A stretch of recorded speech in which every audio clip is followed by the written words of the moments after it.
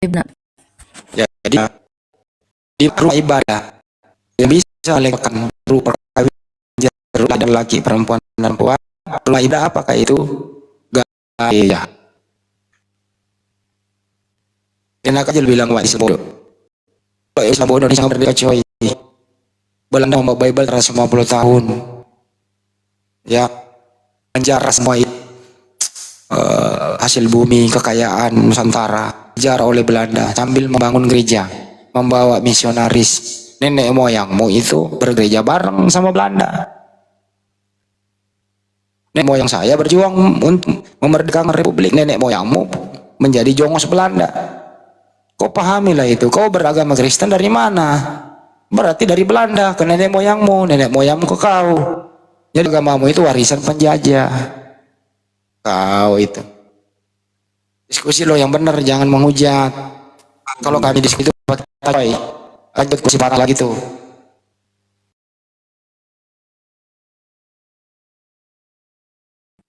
Lagi cari bang. Belum ada yang minta naik. Tuh Humayro katanya Andi Selewes agama lo jajahan apa itu katanya IQ 75. Naik sini. Humaira. Naik sini, tunjukkan satu orang Kristen yang bisa diskusi pakai akal. Kita bahas original teks, ayo.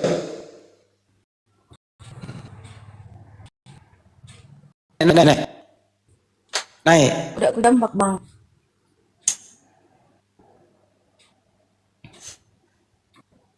Kristen itu Indonesia beda dengan Kristen di Belanda. Bang Denny ini Kristen Belanda beda dengan Kristen Indonesia. Kristen Indonesia beda dengan Kristen Arab beda dengan Kristen Jepang. Jadi Kristen itu di mana setiap negara berbeda-beda. Lu pikir Kristen sama semua kagak? Di Indonesia aja berserakan kok.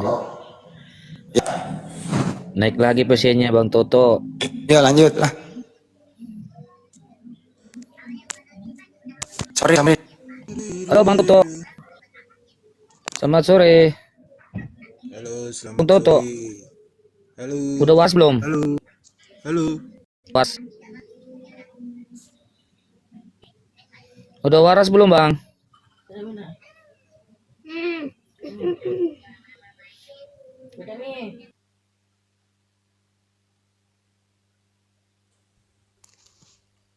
Halo.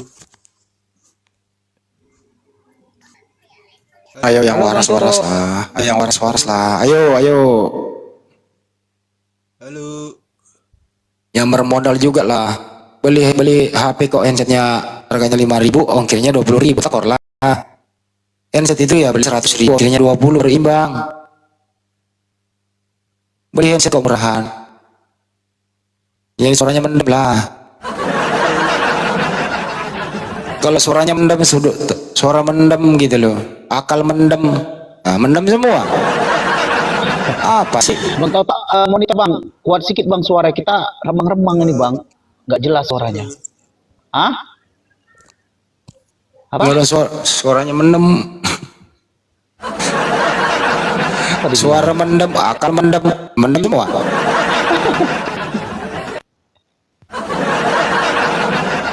Bang Toto, kuat sedikit bang, suaranya dekatkan apanya, dekatkan speaker kalau nggak. Halo. Halo, selamat sore Bang Toto. Ya, silakan Bang Toto, keluarnya apa ini? Apa? Habibi penghujat. Apa katanya? Kau itu bilang menghujat. Menghujat? Apa dia bilang? Nggak tahu tuh tiba-tiba kata penghujat ini. Nggak tahu tadi. Ini mungkin pengaruh kursusnya ini. Iya, pengaruh kursus harusnya dulu nih, habis ini pakai sabun batang sampai mobil dibersihkan nih. Nih, pengaruh kursinya nih. Kursi itu harus dibersihkan dulu di sumur. Pakai bunga 7 rupa nih pakai nanti. Harus mandi 7 sumur ini bocahin semua. Dalil dong. Dalil apa? Kau nanya apa? Nggak jelas. Tok. Ya, halo. Ah, halo, apa tuh, Tok? Suaramu itu minoritas. Halo. Iya, mulutmu kecil, Pak. Halo. Kalau mau itu dongkrak kan nganggur tuh, dongkrak dulu tuh congor biar keluar semua suaranya. Ya kau congor dulu, kita masih lagi nunggu sinyal. Kau congor dulu. Oh, nunggu sinyal. Emang udah pesan? Oh, lagi pesan sinyal. Iya, Oh, pesan signal. congor dulu lah. Lagi Gojek ya signalnya ya, belum nyampe. Emang ada ya jasa pengantar sinyal ya, ada ya? Oh, ada langsung dari Mekah dari Oh. ada dana Saya suruh si Toto ini kerjanya nih tukang antar SM nih. Oh, tukang antar SMS. jualan minyak. Siapa jualan minyak, Bro? Minyak dari Arab, yaitu korma. Kenapa korma daripada babi? Minyak lelaki. Kami nggak suka babi, Pak. Gimana tuh congor babi enggak tuh? Congor tuh. Montongnya itu loh, ngeri-ngeri sedap. Minyak 10 tahun. Ah? Minyak 7 tahun. Kan orang semua sih naik di kursi pas ini. Gak ada yang benar semua itu.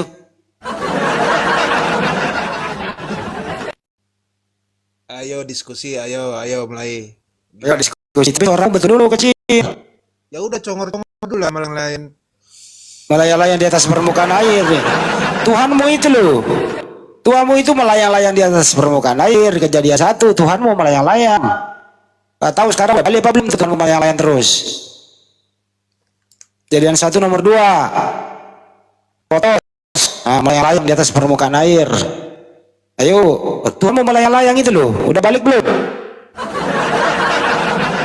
Enak kan lu melayang-layang terus. Kalau kita diskusi itu pakai data. Nah, roh Tuhan melayang-layang di atas permukaan air. Udah Ngapain landing, coba Tuhan mau ngapain coba Tuhan mau melayang-layang itu ngapain? Kurang kerjaan. Udah landing di Ka'bah, di batu hitam. Oh, batu. Bisa kasih lagi tuh. Kisah KPR 4:11. Yesus itu batu. Pergi ya. Yesus itu batu, Bro. Yesus batu penjuru. Ya, KPR 4 ya. Yesus adalah batu yang dibuang oleh tukang-tukang bangunan, yaitu kamu sendiri, namun ia telah menjadi batu penjuru. Jadi Yesus adalah batu. Jadi yang menuhankan Yesus artinya Tuhannya adalah batu. Nih, tertulis jelas. Nggak bisa laporin ke polisi, nggak bisa. Aku berbicara bukan pidana, karena adanya ada. Yesus batu. Yesus adalah batu. Tuh. Waduh, ada nempati kursi pas. Nggak tahu apa. Assalamualaikum.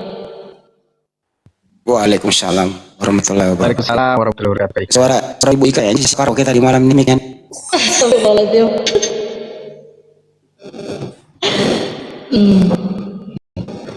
Nah, Bu, ada yang tidak ingin disampaikan, Bu? Ada. Di sini saya mau menyampaikan hal dan hormat saya, ya kan? Karena pengetahuan dan ilmu Abang Hadi ini sini. Ya semuanya bisa, kalau ibarat kata ada di mata hati itu terbuka, gak akan ada semua kesesatan. Karena itu membenarkan itu perkara gampang. Karena soal kepercayaan itu kan sendiri, tidak perlu dipaksakan, tapi dengan keikhlasan lillahi ta'ala karena Allah. Apapun itu kita semua makhluknya. Jadi kalau kita mau apa ya barat jangan sampai seperti tadi tak bilangin di si Maksim itu kayak yang penting jadi saya. Jangan sampai udah kita ciptakan satu Tuhan ya Allah Subhanahu wa taala. Ilmu Abang Hadi cukup sanjung, bahkan tak hormati, tapi ya itulah ada kalanya yang namanya lisan ini enggak ya kan. Jadi yang ibaratnya orang ilmu itu pasti gak lupa dengan adab, dan adab itu yang paling tinggi untuk menilai seorang ternilai. Dan itu Bang Hadi. Ya. Betul. Terima kasih, Bu. Demikianlah tadi ceramah singkat oleh Ustazah Ika dengan topik jagalah lisanmu. Sebagaimana yang dijelaskan di An-Nisa ayat 111. Di sana kalau nggak salah menjaga lisan juga ya, sana kalau nggak salah. Terima kasih Ibu, semoga bermanfaat kita semua. Kita memang selalu harus menjaga lisan, tapi kadang-kadang kalau kita terpancing Bu ya kami mohon maaf. Dan namanya dinamika dan berdiskusi. Iya. Ya itu tadi, cuma kita juga saling mengingatkan lah. Apapun itu yang memang namanya persepakatan Allah dan syaitan itu, kita akan memohon dan memohon dalam Al-Quran untuk apa? Untuk diberi kesempatan menyesatkan umatnya. Umatnya itu umat Allah Subhanahu Wa Taala. Jadi dengan cara apapun itu, kita bersyukurlah di antara golongan-golongan meskipun Islam agama kita yang terakhir, tapi kita diutamakan. Jadi yang penting kita menyadarkan seseorang itu jangan guna lisan yang gimana gitu loh Bang Haji. Iya Bu, iya. Sedih Bu saya Bu diceramain Bu. Bukan Saya gitu juga tadi. sedih. Tadi minta maaf tadi yang Abang Dolbo itu juga tadi tak simak-simak itu udah mengeluarkan kata-kata tai gitu kan. Itu kalau boleh kita tuh Izin dulu Bu. ya ya. Izin dulu karena Anda menyinggung nama saya. Begini Bu ya. Ya. Kalau Ibu tidak memahami Bible, jangan menyampaikan kepada kami. Mau gimana lagi kalau isi Bible-nya seperti itu Bu? Iya, itu kan kata manusia juga. Bible itu dibikin oleh manusia, tapi yang Iya, mau sebenar-benarnya dibikin manusia kan ayatnya bunyinya seperti itu. Masa saya mau ubah? Ya udah cukup Bu, cukup. Iya. Cukup ya koreksi Ibu, terima kasih. Memang sih dijelaskan dalam hadis ya. Keselamatan manusia tergantung pada kemampuan menjaga lisan. iya. Ya itu kan hadis. Ya dia nggak apa-apa Bu. Insya Allah kedepannya kami lebih baik lagi. Terima kasih Bu koreksinya ya Bu. Iya, terima kasih sama-sama. Ya. Ibu tahu cara turun kan di situ kursi di sini sebenarnya kursi panas Bu, bisa dipercepat. Iya. Ya makasih Bu. Ya, assalamualaikum. Nanti follow saya Bu, kita jalan-jalan di Waalaikumsalam warahmatullahi rumah wabarakatuh. Agatha ya Bu. Nanti Ibu Nggak ikut apa-apa. saya deh. Tapi bagus sih dia memperingatkan kita menjaga lisan, masya Allah. Semoga berbanggalah suami Ibu punya istri seperti Ibu gitu.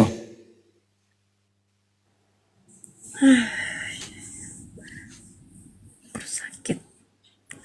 Oke, mana nih Humaira? Congor di bawah, naik nggak bisa. Udah dijambak, nolak terus dari tadi. Jelas mengarah ke saya. Sok bebal doang di bawah. Bang Dalbo kena garis tadi. Iya, kan dia tidak paham isi Bible. Nah, kita juga tidak tahu siapa dia. Jangan sampai coten, istri pendeta. Bagaimana kita mau menjaga lisan kita? Kalau misalnya seperti kita baca Amsal 7, 18, 19. Marilah kita bersama-sama menikmati asmara, diraih sampai pagi. Karena suami tidak ada di rumah, ia sedang bepergian jauh. Ya bagaimana kalau kita menjaga lisan kita membacanya, ya kita roba data orang. Enggak juga. Apalagi membaca Yehezkiel 23 nomor 1. Ohola dan Oholiba. Ya, mereka bersundal di Mesir. Mereka bersundal pada masa mudanya. Susunya di jama-jama. Nah gimana cara menjaga lisan kita Bu kalau membaca? Kita roba kitab orang. Enggak juga toh. Gitu loh. Betul. Enggak bisa Bu. Kalau saya roba malah dia ngomelin saya. Ya kita baca apa adanya. Gitu. Betul. Di Hosea, pergilah sekarang, kawinilah perempuan sundal, peranakkanlah perempuan sundal. Ya bagaimana cara menjaga lisan? Harusnya dibacakan pakai toa itu. Bagaimana coba mau menjaga lisan kalau tulisannya udah Bahaya kalau saya baca ini, nanti naik semua ini. Nah, ya Bang Abu gantiin saya menjaga lisan dulu. Naik nih. Baik, saya bacakan ya. Ya. Hai Oholiba. Aduh. Ini mulai dari mana nih Bang Han dibacanya nih? 1 sampai habis. Kau lah. Mau dari mana? Eh. Yang enak-enaknya aja.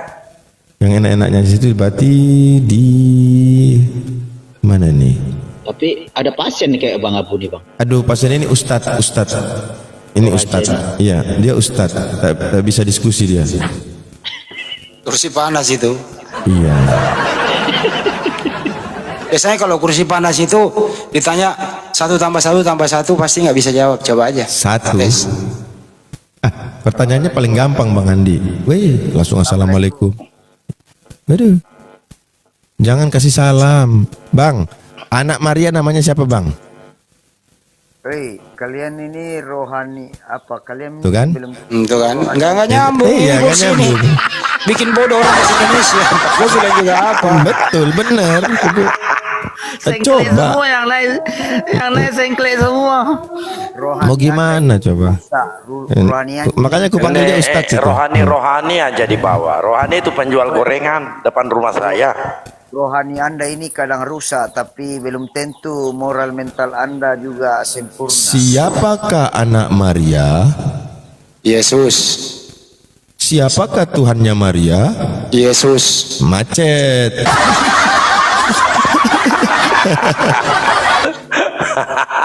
Mana dia? Kursi panas memang. Ini siapa yang naruh api di kursi situ? Udah lengkap di situ, ada minuman agun di situ. Orang baru mau baca. Coba Pak Denny tanya. Bang Abu coba Pak Denny tanya. Pak Denny jawab pertanyaannya Bang Abu. Bang Denny. Iya. Iya. Bang Abu, coba Bang Abu tanya. Siapakah anaknya Maria?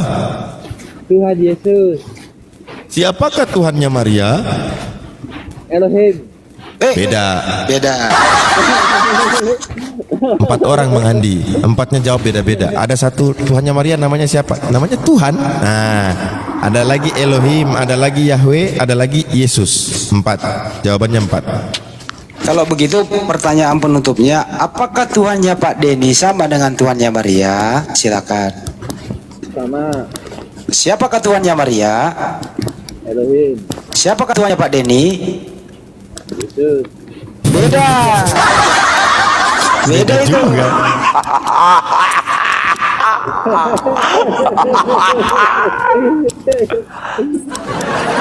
Ini saya jadi ingat lagu dangdut itu ya. Kau yang mulai, kau yang mengakhiri gitu loh.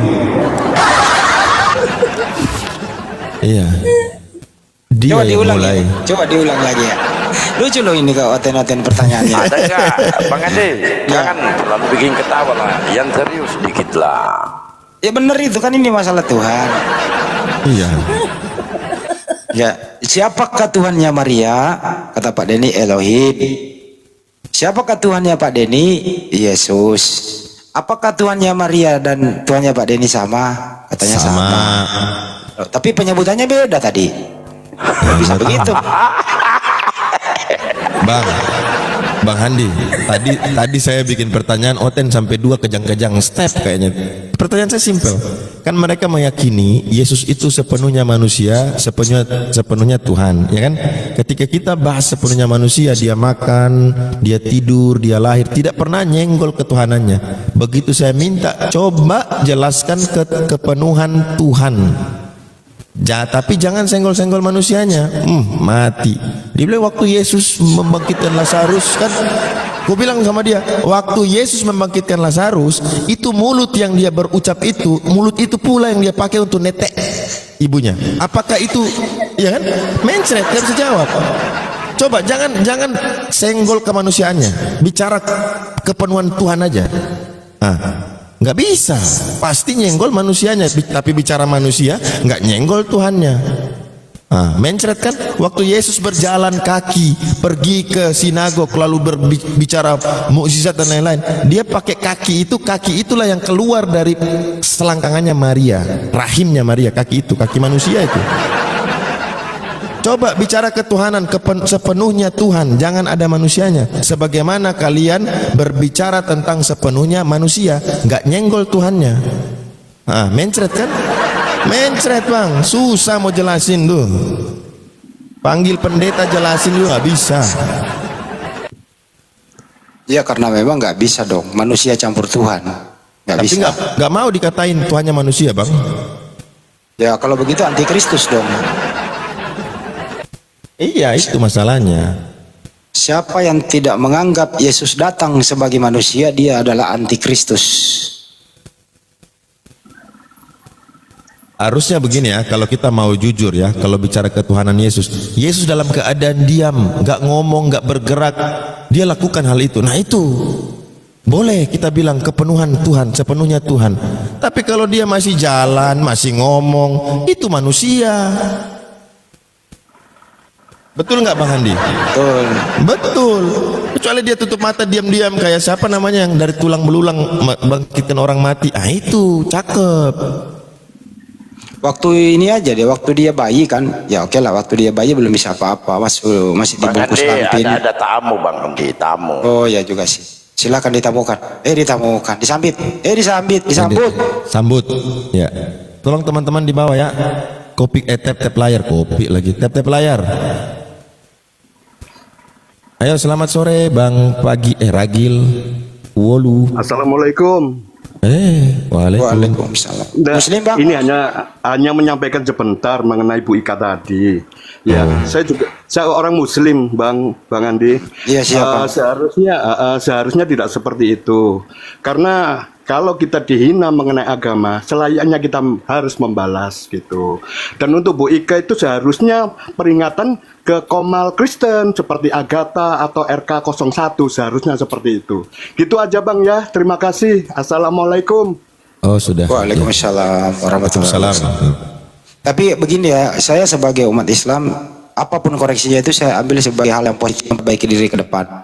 Itu aja intinya. Siapapun memperingatkan saya, karena kita ini nggak sesempurna banget, pasti ada kurangnya.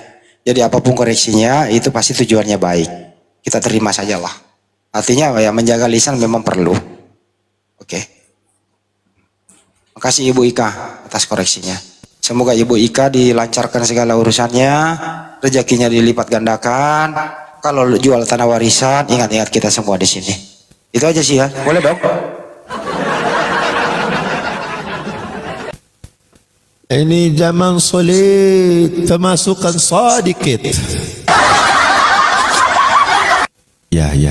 Lanjut Bang Handi. Tadi gimana coba ceritanya? Sepenuhnya Tuhan. Ayo, sepenuhnya Tuhan. Ayo.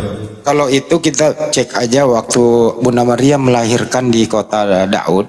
Karena waktu itu kan perintah Raja Agustus harus disensus semua penduduk. Pergilah Pak Yusuf sama Maria dalam keadaan hamil besar ke kota Daud. Sampai di kota Daud tidak mendapat penginapan. Akhirnya dia apa ini? Aduh. Di mute host. Waduh, di mute. Ya. Gak bisa di mute ya.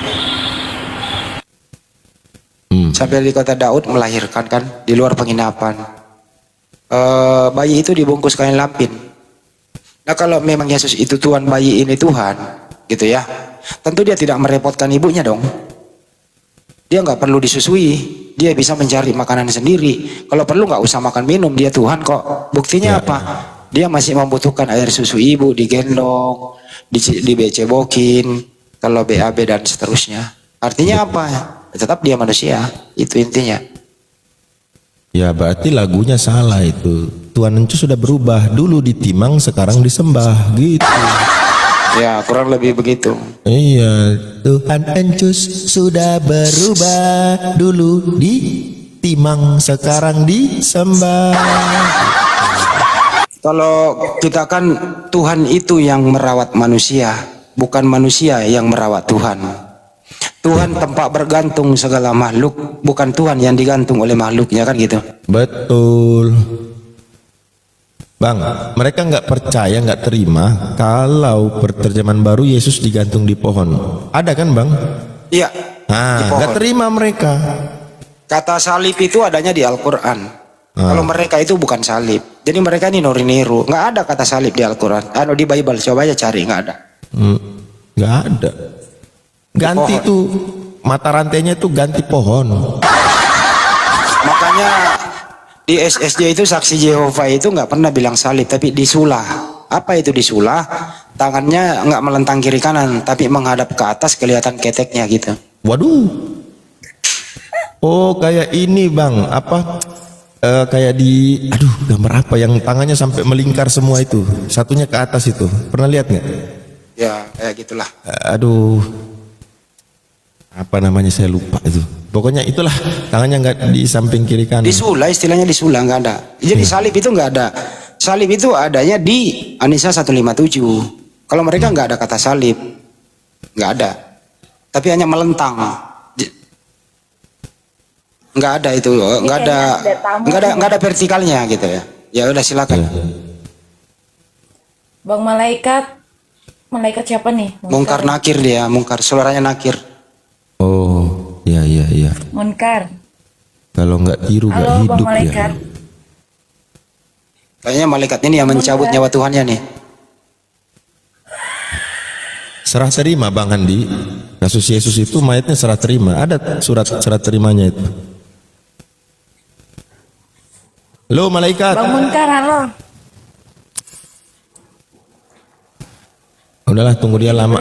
Sekarang saya mau tanya Bang Handi, apakah saya menghujat ketika saya mengatakan Tuhannya Kristen nempel di kayu? Menghujat nggak saya? Pernah nempel di kayu. Enggak. Iya, kecuali mereka tidak meyakini.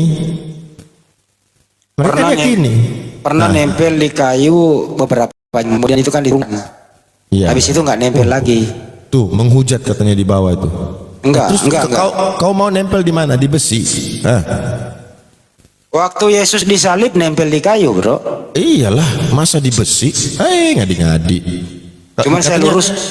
Cuma saya luruskan, enggak selamanya nempel, Pak. Paling beberapa jam doang. Iya. Katanya nggak nempel, Bang. Lalu saya tanya, apa fungsi dipaku? Dipaku supaya apa? Dipaku itu kan nempel tangannya di kayu. Nempel Bang, cara nempelnya itu banyak, bisa dilem, bisa dibor, tapi di Yesus dipaku. Fungsinya sama, lem, bor, paku sama, biar nempel. Itu loh. Oh nggak bisa ngerti bahasa Indonesia kalian ini. Kau yang meyakini, kau pula yang ingkari, kan begitu.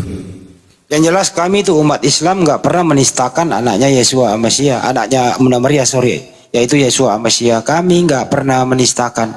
Justru agama Islam lah ini membersihkan seluruh para nabi yang ada di kitab sebelumnya yang disalahgunakan itu, yang dipitnah. Contoh ya, Lot dituduh bersinah dalam keadaan mabok terhadap kedua anaknya. Al-Quran meluruskan. Nabi Daud dituduh bersinah, diluruskan. Yesua Masia dibunuh secara tragis. Al-Quran meluruskan. Ya, jadi semua ajaran-ajaran yang tidak baik di sana itu Yesus diludahi, digamparin, diikat. Nauzubillah min zalik. Al-Quran datang, anaknya Nabi Bunda Maria itu, Yesua Masia, Nabi Isa alaihissalam itu tidak disalib. Al-Quran datang membersihkan semua fitnah-fitnah para nabi itu. Tapi kalian diluruskan nggak mau. Tapi menganggap kami menghujat, padahal di dalam Biblemu hujatan terhadap para nabi itu Anda baca aja sendiri.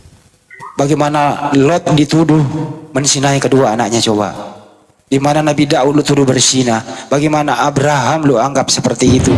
Bagaimana anaknya Bunda Maria Yesua Masia lu anggap seperti itu. Kami muslim meluruskan, Anda mengatakan kami menghujat. Akalmu mana coy? Akalmu mana nro? Gila lu nro. Ya, selamat sore Bang Nasrun. Assalamualaikum. Oh, waalaikumsalam. Islam Bang? Insya Allah Islam, tapi Islam keturunan. Bukan Islam ketanjakan. Maksudnya Islamnya itu ilmu agamanya nggak begitu dalam gitu loh. Ya kalau mau mendalami Bang ya sekali-kali jadi adalah tukang kali sumur Bang yang dalam-dalam itu Bang. Jadi dalam itu. Ini boleh nggak ini minta pencerahan sedikit? Ya tercerahkan aja dengan sendirinya Bang, sedikit-sedikit. Ya, minta pencerahan Apa yang mau sama Bang Andi ditanyakan lah. Bang Nasrun? Hah? Apa yang mau ditanyakan? Ya ini Mungkin loh. ada yang mau disampaikan. Saya itu pingin minta pencerahan soalnya sering ngobrol sama Oten. Orang itu selalu mempersalahkan masalah Al-Quran. Jadi yang ingin saya tanyakan, tolong ceritakan asal muasal adanya Al-Quran dan asal muasal adanya Bibel gitu loh.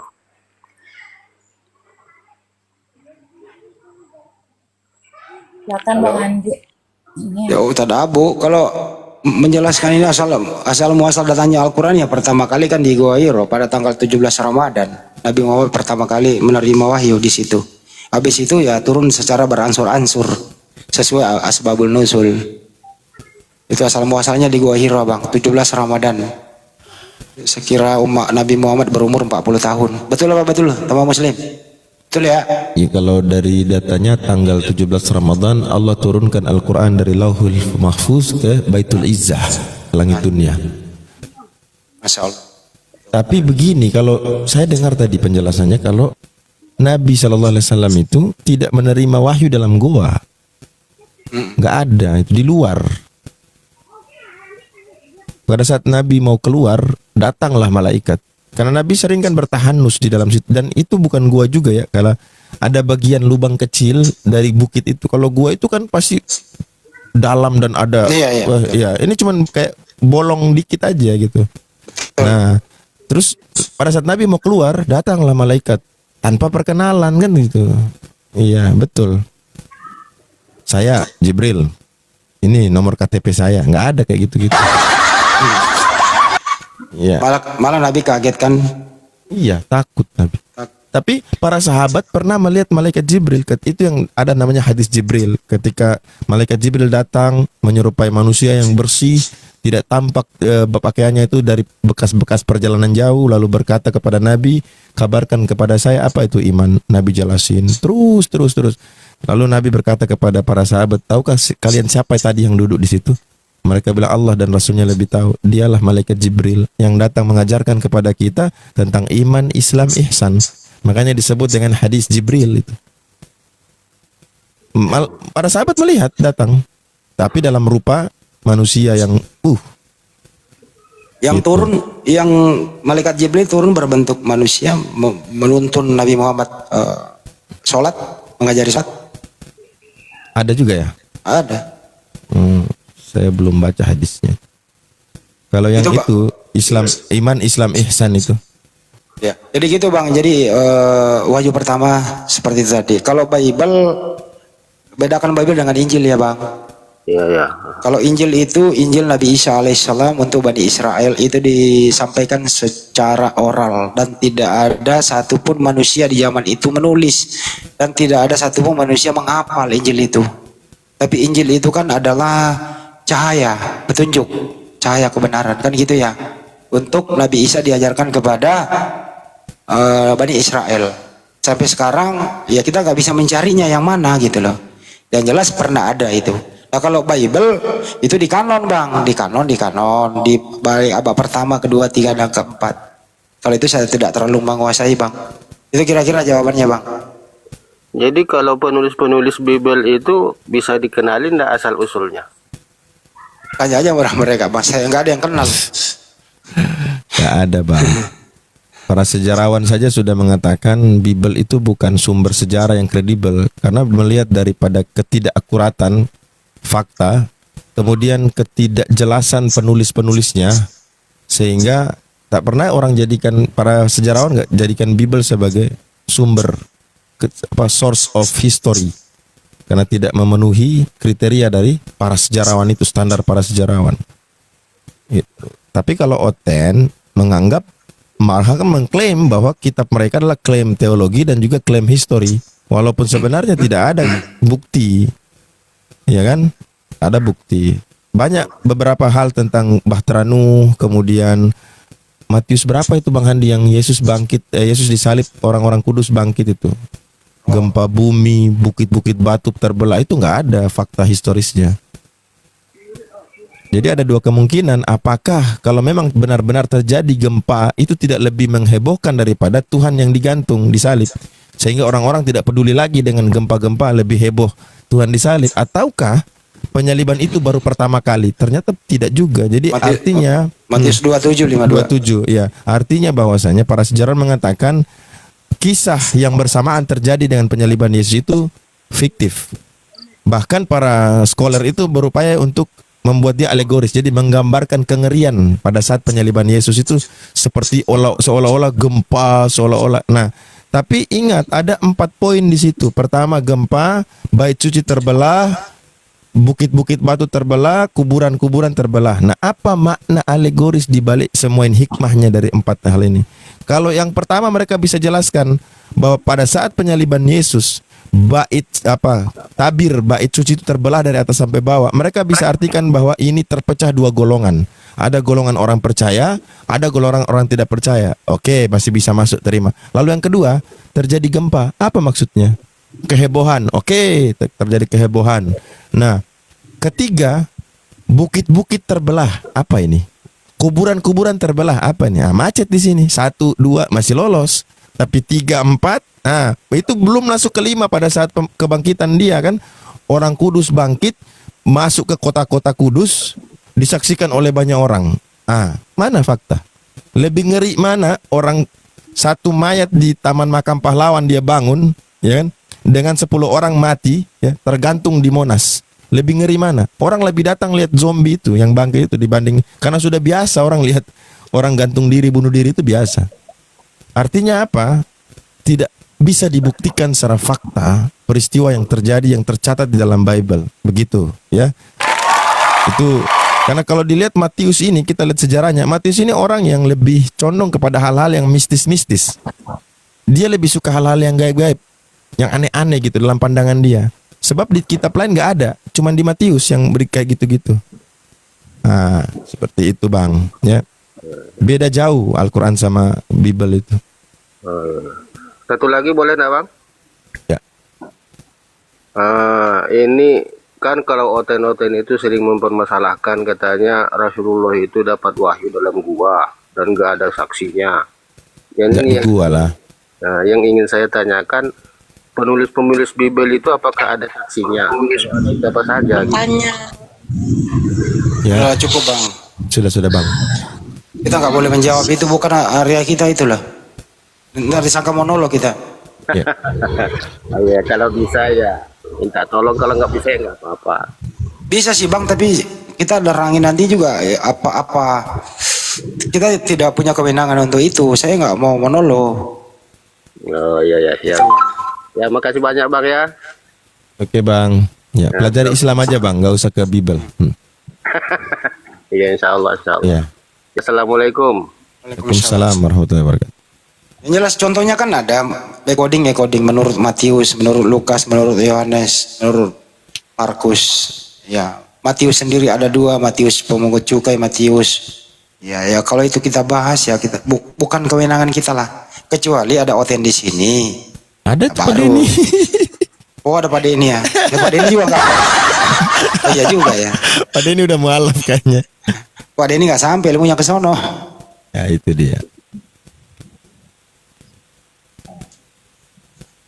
Tapi menarik Bang Handi, kemarin itu Pak Denny sedikit jelasin masalah yang dengan matinya Kristus di kayu salib maka dijadikan Tuhan bagi orang hidup, dan itu kok KJV-nya beda ya? Roma 14:9 ya. Itu memang beda. Di situ kan sebenarnya original tesnya kan kurios. Coba aja tanya Pak Denny. Artinya pun beda, tidak sama dengan LAI. Iya. Bukan matinya Kristus, orang yang mati dalam Kristus itu. Kalau di Pak Denny ya. Kalau LAI dibalik, Kristus telah mati. Iya. Nah, kalau di King James versionnya orang yang mati dalam keadaan Kristus kan gitu ya. Iya. Nah betul. Itu. Memang aneh LAI ini. Mau saya kasih nih, saya punya temuan baru Mamirus baru. Roma 14:9 kan itu. Iya, kemarin. Tapi ada lagi yang sama ayat sama dengan LAI gitu loh. Di KJV-nya di LAI sama. Padahal makanya ini kok bisa begini ya? Aduh. Jadi for to this and Christ what died and rose and ya itulah. Kok nggak hafal dah. Gitu lah. Selamat sore Bang. Sore Bang. Pak Kripto ateis sudah ini sekarang. Ateis ya. Udah ateis, udah nggak percaya Yesus Tuhan lagi kan? Bukan.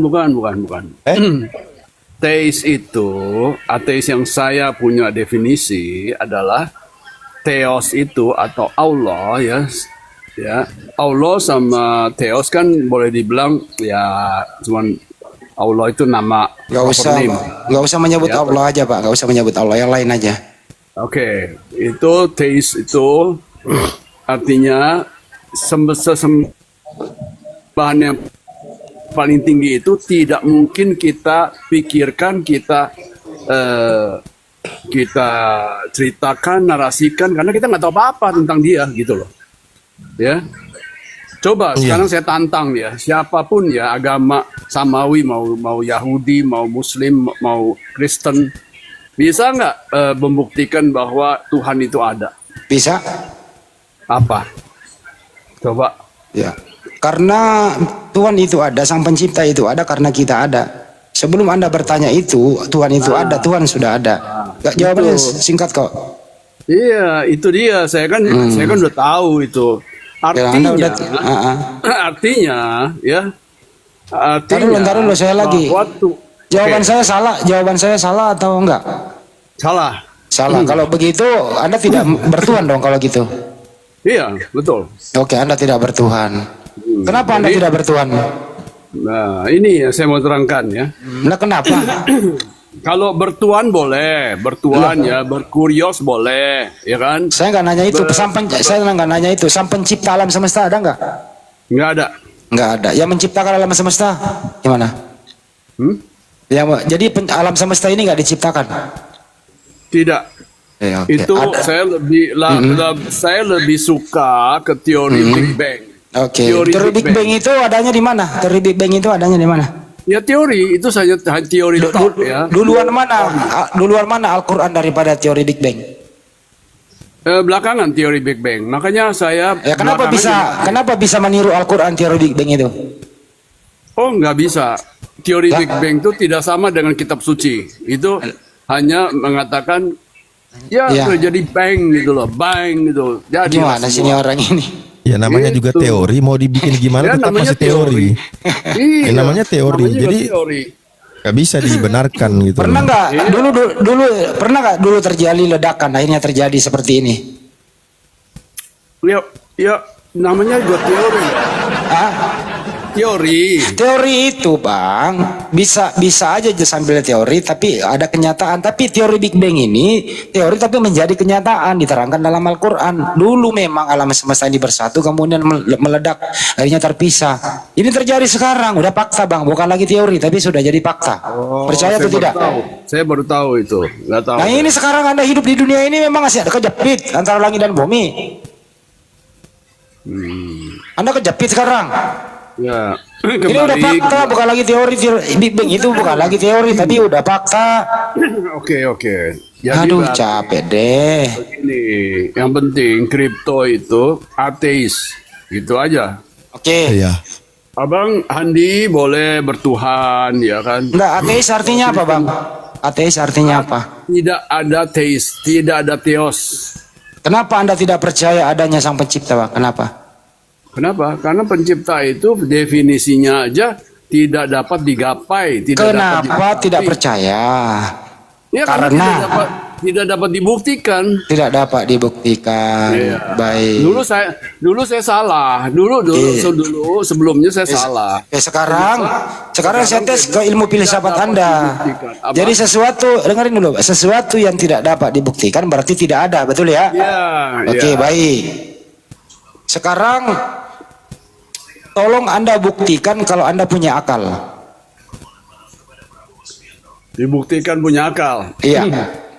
Ya, buktinya saya hidup kok. Saya bisa. Mana akalnya? Saya nggak bisa melihat akal Anda kok. Akal Anda mana? Bentuknya seperti apa? Ya, saya lihat saya punya akal. Mana akalnya? Saya nggak percaya Anda punya akal, nggak kelihatan kok. Emang nggak kelihatan? Berarti nggak bisa dipercaya dong. Kelihatan, betul. Nggak bisa dipercaya dong.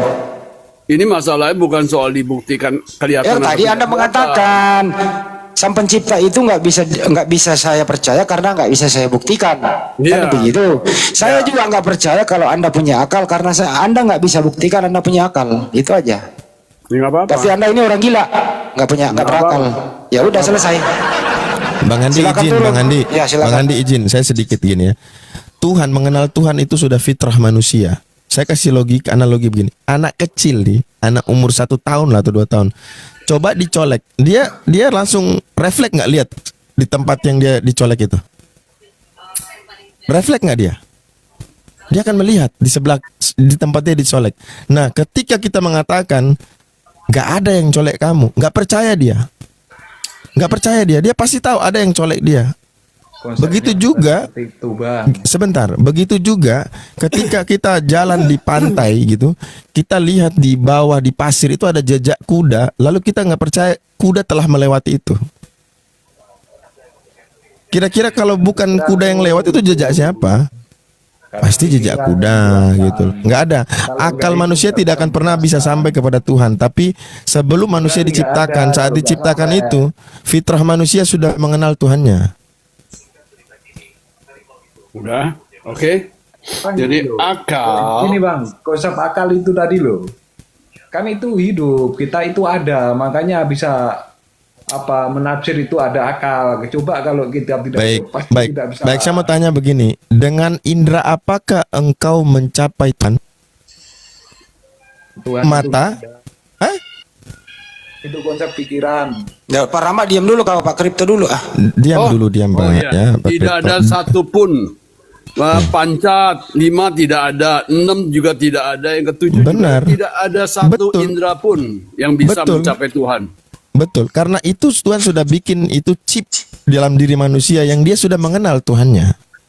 Enggak kenal saya. Cukup Pak Bu, jangan terlalu dalam Pak Bu, dia nggak paham itu. Iya, iya. Ini aja Pak Kripto. Pak Kripto, lu punya otak nggak? Punya. Saya nggak percaya, gue nggak pernah lihat. Ya, karena Anda tidak percaya nggak apa-apa. Kalau saya kan percaya. Karena Bagaimana Anda percaya? Anda pernah lihat otak Anda? Kalau saya percaya. Mana otakmu? Mana otakmu? Ntar dulu. Katanya percaya kalau bisa dilihat kan gitu ya. Nah, sekarang Anda pernah melihat? Ntar dulu Rama, diam dulu kau. Anda pernah melihat otak kamu nggak?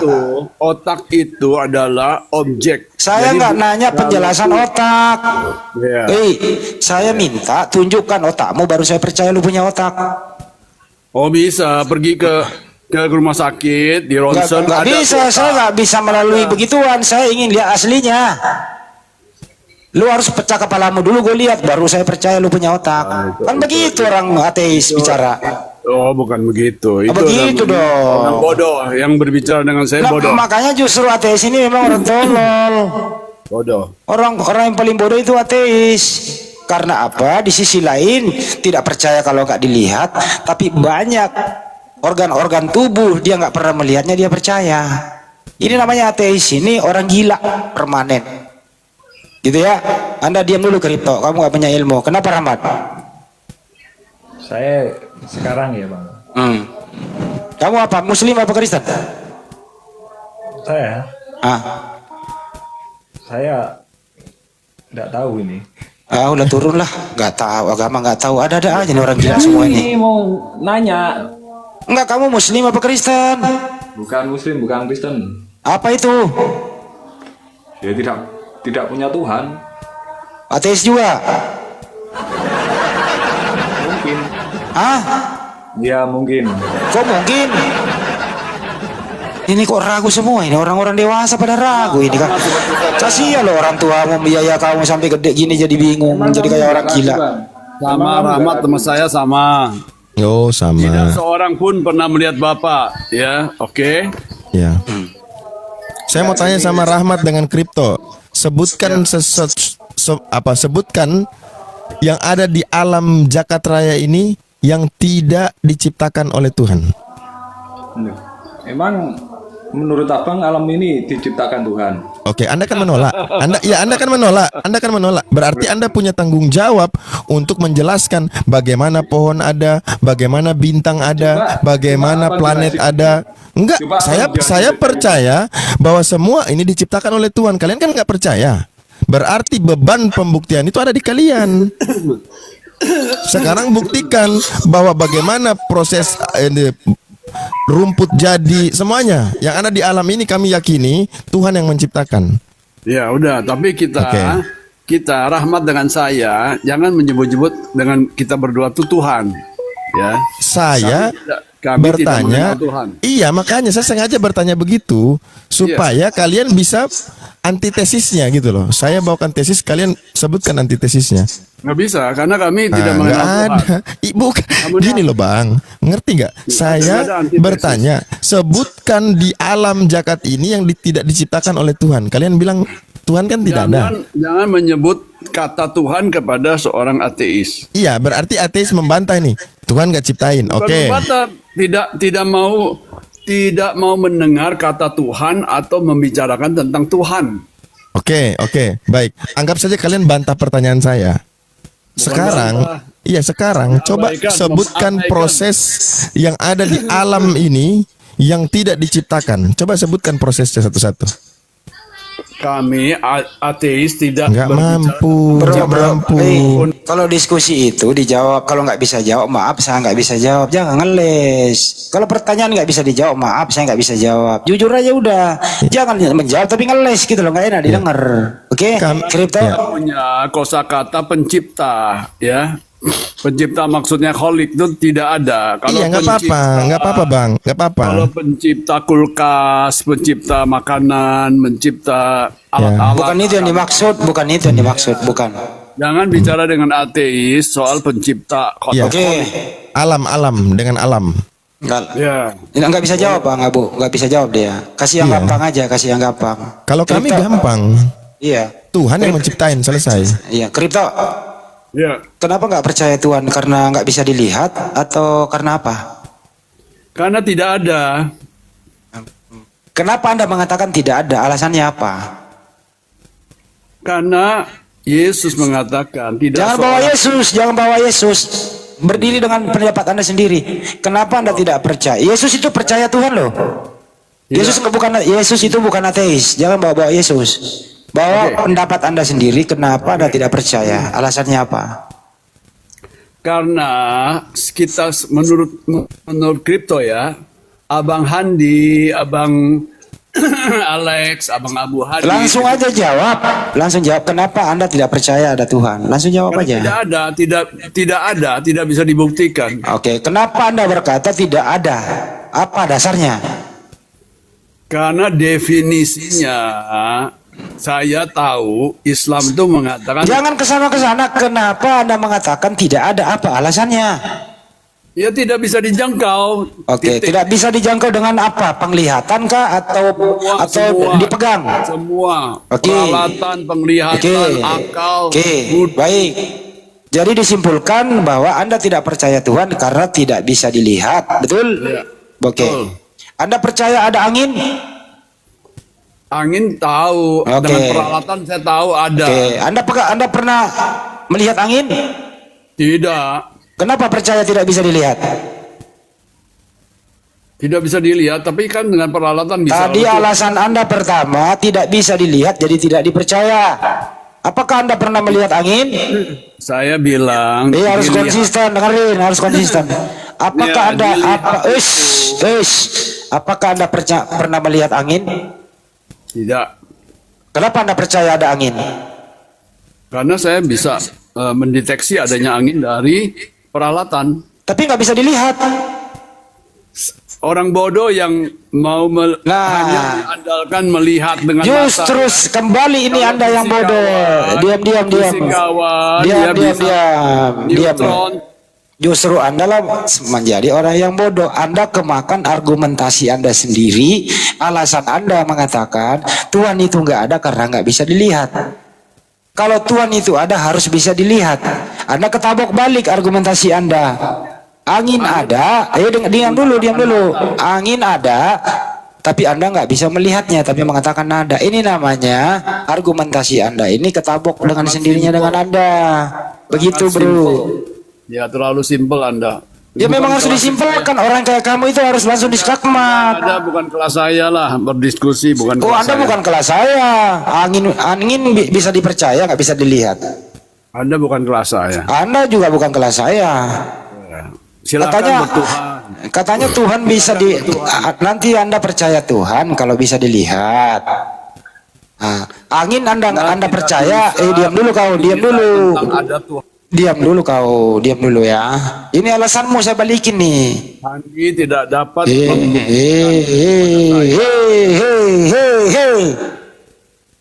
Ketabok sendiri. Terus mengatakan bodoh. Anda lah yang bodoh sebenarnya coy.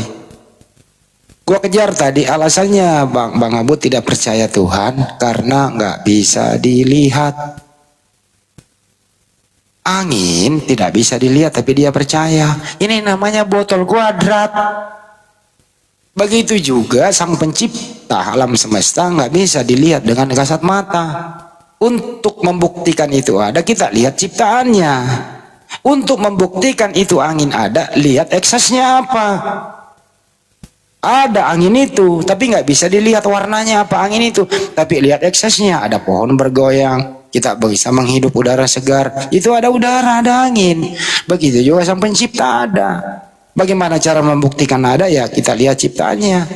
Termasuk angin adalah ciptaan Tuhan. Itu baru pinter. Kata so pinter.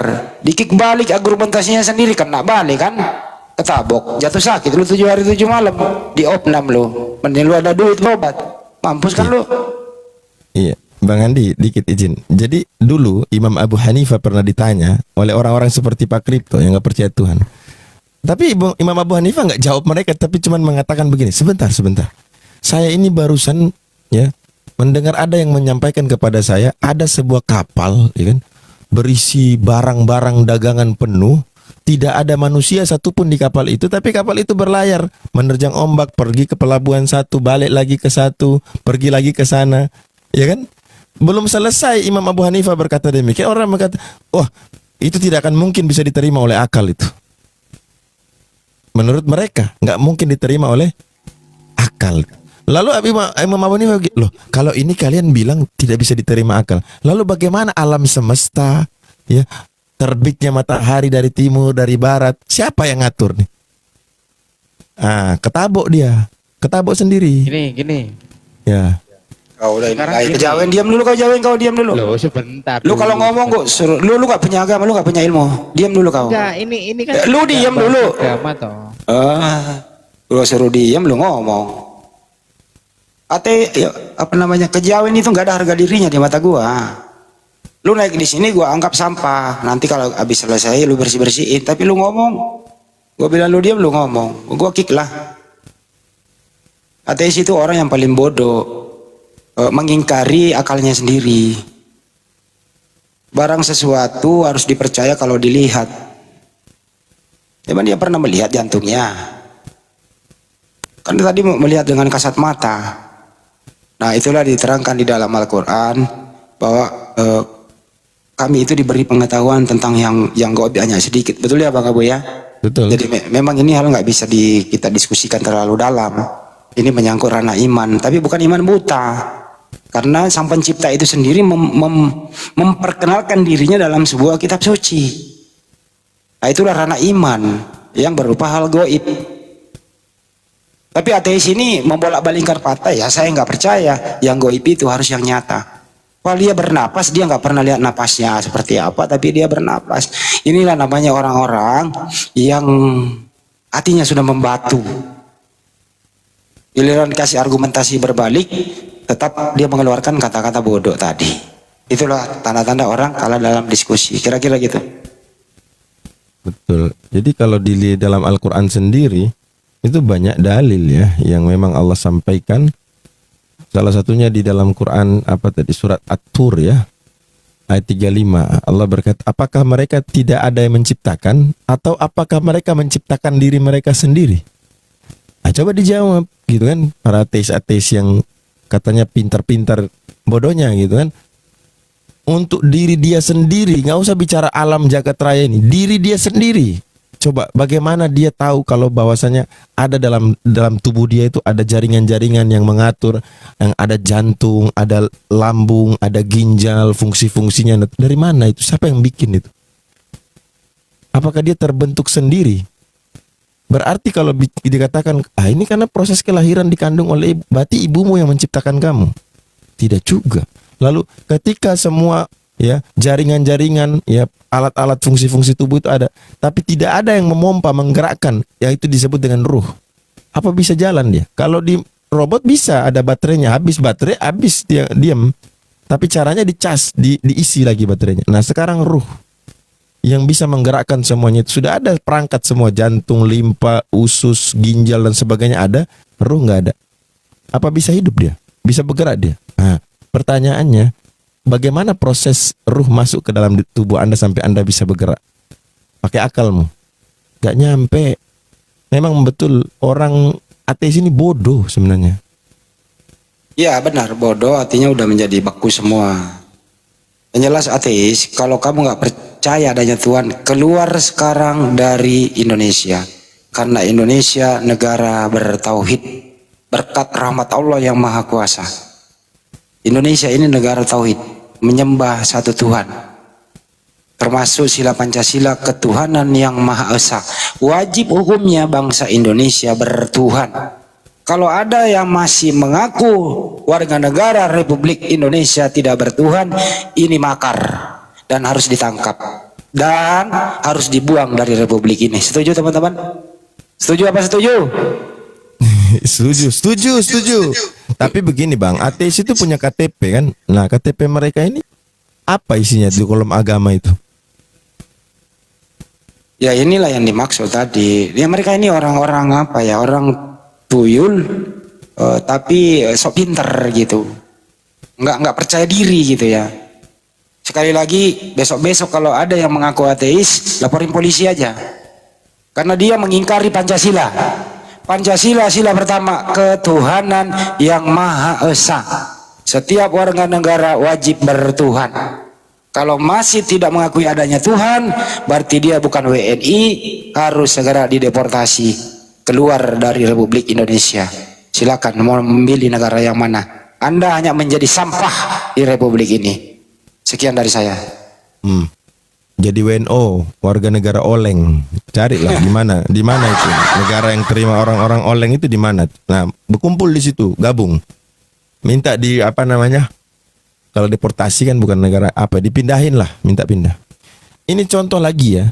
Ketika ada sebagian ateis mengatakan Tuhan itu tidak ada. Banyak alasan mereka mengatakan kalau Tuhan itu ada, kenapa ada Islam, ada Kristen, ada Hindu, ada Buddha, kan? Ini alasan mereka.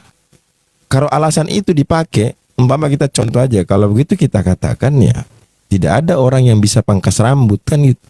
Kenapa? Loh masih banyak orang gondrong-gondrong itu. Berarti tukang pangkas rambut nggak ada.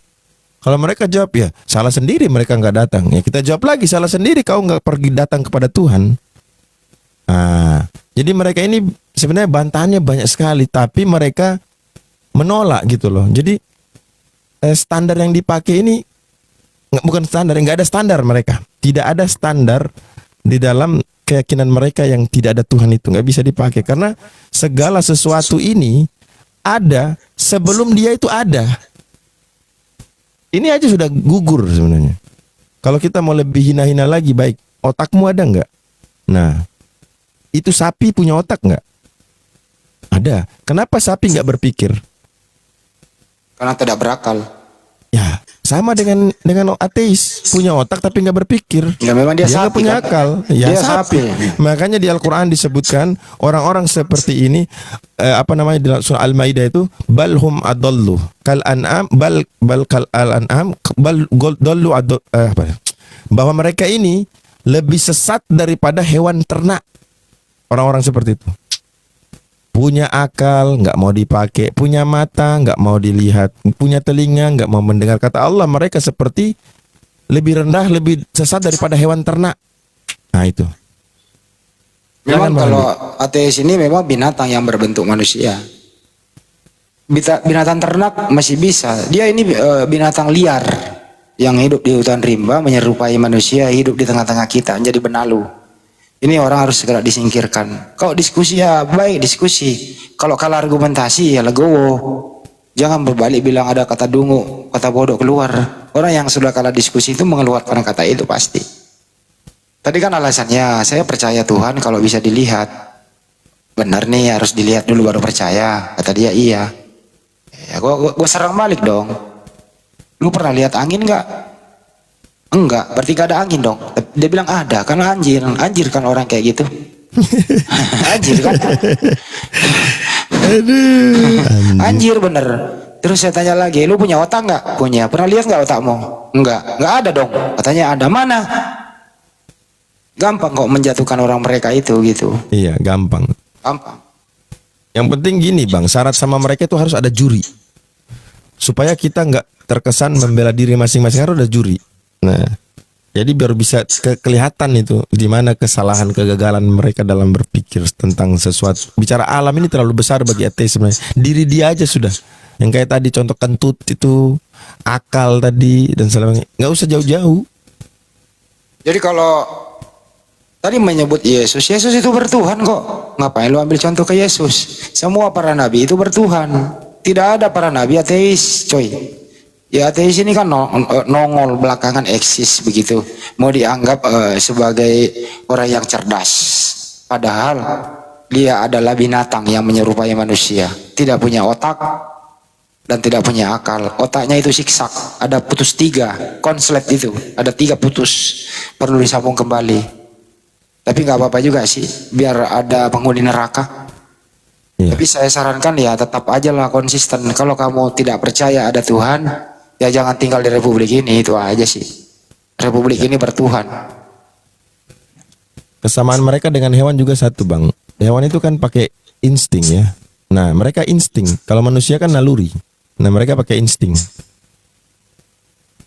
Insting itu hanya untuk apa ya namanya? Defend. Insting dipakai oleh hewan itu untuk defend, bertahan.